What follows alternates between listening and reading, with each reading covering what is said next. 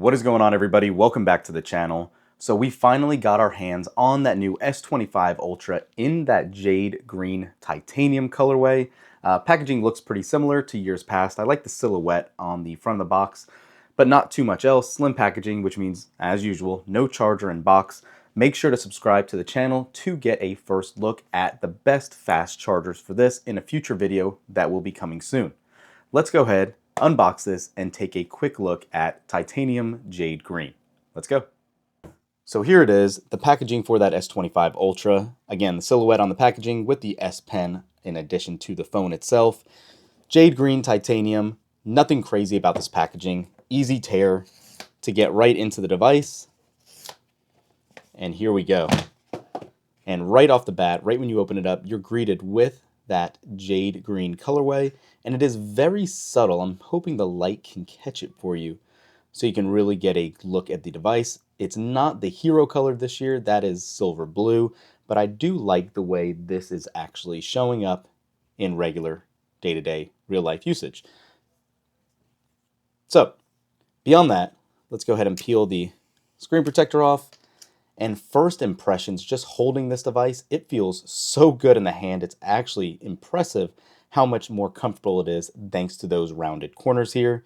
Obviously, you have your SIM card spot at the bottom here, USB-C charger, speaker hole, and obviously the S Pen itself that we were talking about. They did, unfortunately, kind of take a step back this year with the S Pen and remove the Bluetooth functionality, but we'll talk about that in a later video as well. You have your ultra wideband antenna here for 5G. You do have your other antenna cutouts here, some microphones, and obviously that camera setup on the back. It looks very familiar to years past. Let's go ahead and get this set up and turned on and see how it really looks. One thing you can probably tell right off the bat is how nice this display actually does bend the light so it's not nearly as reflective as obviously an iPhone or something like that. I mean, it's not even comparable.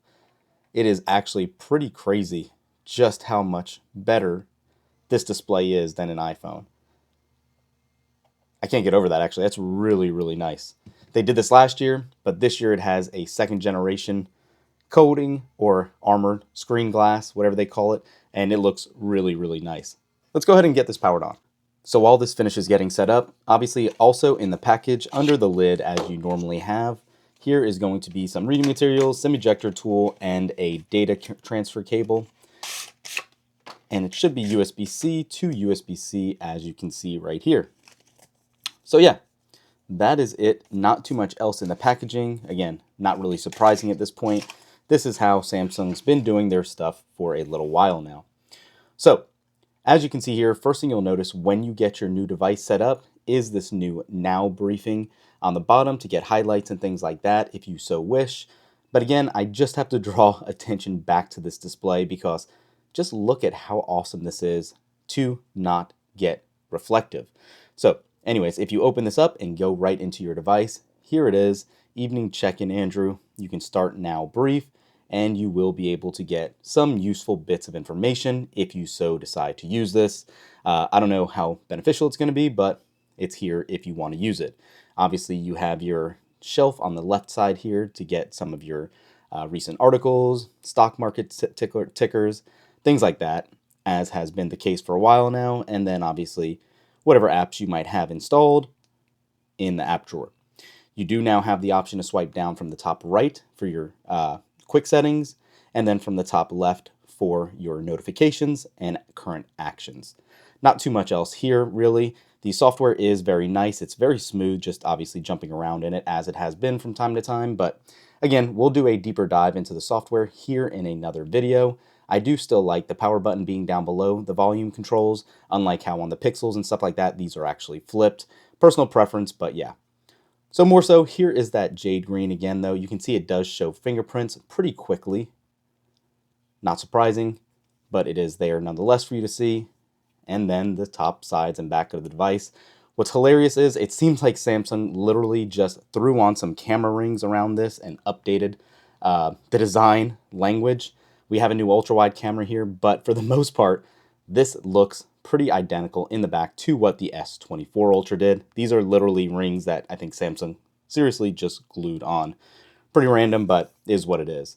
I can see where these fingerprints on the back might get a little bothersome for some people, so you might want to get a case. And we do have a ton of first-party cases here that we will be doing a video on here in the near future as well. And then also, something different, we have another new third-party case that, spoiler alert, quick show you, this might be the case we're going to go with. But we'll do a whole video in the near future on all of these accessories, so make sure to thumbs up and subscribe to the channel for this stuff. But yeah, that's it. Quick look at the S25 Ultra here. Again, what do y'all think? Comment down below, especially about this jade green. I wish Samsung did more vibrant colors, but unfortunately they went the Apple route, and we definitely don't have vivid colors this year. Thanks for watching, guys. We'll catch you in the next one. Peace.